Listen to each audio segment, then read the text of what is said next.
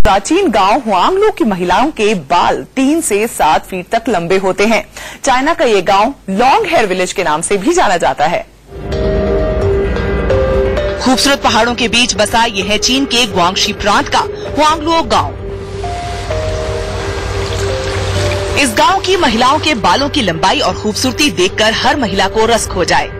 यहाँ की महिलाओं के बाल जितने खूबसूरत और लंबे होते हैं, दुनिया में उतने लंबे और खूबसूरत बाल कहीं और की महिलाओं के नहीं होते। इसीलिए लॉन्ग विलेज गांव के नाम से दुनिया भर में मशहूर इस गांव का नाम गिनीज बुक ऑफ रिकॉर्ड में भी दर्ज है। चाइना के इस छोटे से गांव की महिलाएं पूरे जीवन में केवल अपने 18वें जन्मदिन के अवसर पर ही अपने बालों को कटवा सकती हैं। इसका ये मतलब होता है कि लड़की शादी के लिए तैयार हो चुकी है।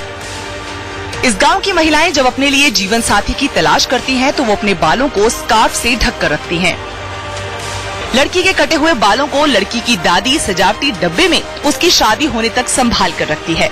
शादी के बाद लड़की के इन बालों को उसके पति को तोहफे में देने का रिवाज है।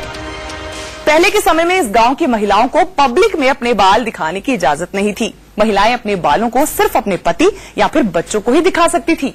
अगर गलती से कोई फैमिली के बाहर का पुरुष महिलाओं के बाल को देख लेता था, तो उसको 3 साल तक महिला का दामाद बनकर उसके साथ रहना पड़ता था।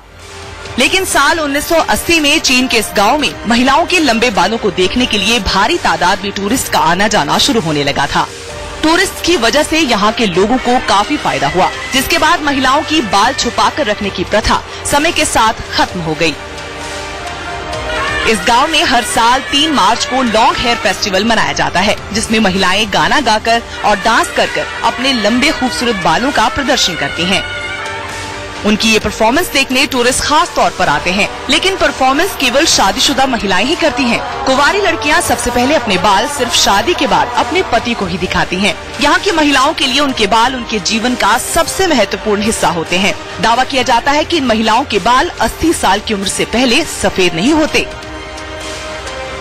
प्राचीन समय से इस गांव की महिलाएं अपने बालों को धोने के लिए चावल के पानी को शैम्पू के तौर पर इस्तेमाल कर रही हैं, जिसके बाद वो नदी के पानी से बालों को धोती हैं और अपने इसी तरीके को ये अपने खूबसूरत और लंबे काले घने बालों का राज मानती हैं।